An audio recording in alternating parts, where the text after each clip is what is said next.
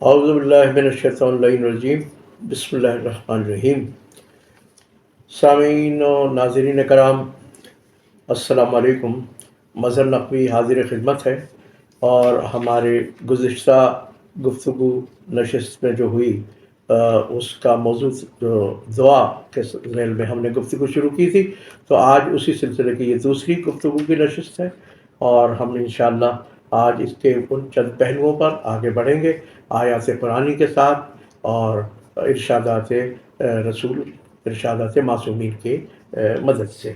تو عزیزان محترم، سب سے اہم ترین بات ہمارے سامنے جو ایک آتی ہے، کل ہم نے آپ کے سامنے جو ایک ارشاد الہی آپ کے سامنے نقل کیا، پیش کیا تھا، تو اب آپ کو ایک جگہ اسی طرح سے ہمیں ایک اور جگہ ملتا ہے کہ تمہارا پروردگار فرماتا ہے کہ مجھ سے دعا مانگو۔ یہ بڑا مشہور سی ہے، وَقَالَ رَبُّكُمْ ادْعُونِي أَسْتَجِبْ لَكُمْ۔ تمہارا پروردگار فرماتا ہے کہ مجھ سے دعا مانگو، میں تمہاری دعا قبول کروں گا۔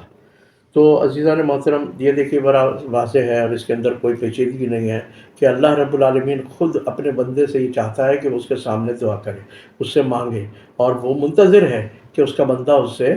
دعا کرے۔ ایک روایت اور ایک حدیث کے مطابق یہ ہے کہ جب آپ عبادت کرتے ہیں، جب آپ نماز پڑھتے ہیں، تو نماز سے ایک دم نہ اٹھ جائیے، بلکہ دعا اور اپنی حاجات کو ضرور حضور حق میں بیان ضرور کیجیے، پیش ضرور کیجیے۔ تو عزیزان محترم، ہم یہ دیکھتے ہیں کہ ایک طرف ہمارے پاس سامنے یہ بات ہے کہ اللہ رب العالمین ہماری دعاؤں کے لیے منتظر ہے، خواہش مند ہے کہ بندہ اس سے دعا کرے اور اپنی حاجات اس کے سامنے رکھے، اور اپنی ضرورتوں کو اور اپنی مشکلات کو اس کے سامنے کرے، اسے اعانت طلبی کرے، اس سے مدد چاہے۔ اور دوسری طرف ایک دوسری آیت جو ہم نے پچھلی نشست میں بھی آپ کے سامنے کی تھی، کہ وہ جو لاچار ہے، جو پریشان حال ہے، جو انتہائی مضطرب ہے،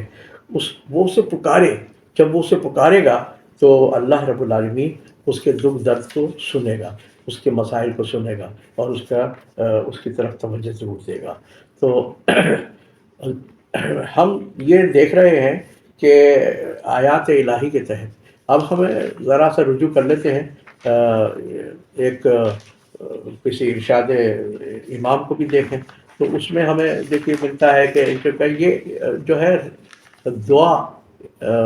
رد بلا ہے، دعا رد بلا ہے، یعنی جب دعا کرتے ہیں اور اللہ اس کو قبول کرتا ہے تو بلائیں اور مصائب جو ہیں وہ دور ہو جاتے ہیں۔ ایک اور روایت میں ہمیں کہیں ملتی ہے حدیث یہ کہ قبل الابتلا بھی دعا کرنی چاہیے، یعنی ایسی امکانی جو دعا، کوئی مصیبت آنے والی ہے، آپ کو احتمال ہے، آپ کو خطرہ ہے، تو اس کے لیے اگر پیشگی دعا بھی کی جائے تو وہ بھی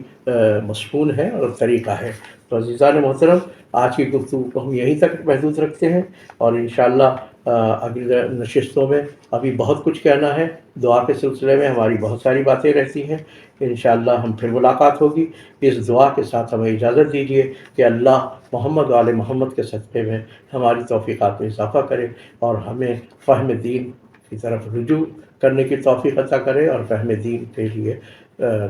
ہمیں توجہ دے۔ شکریہ۔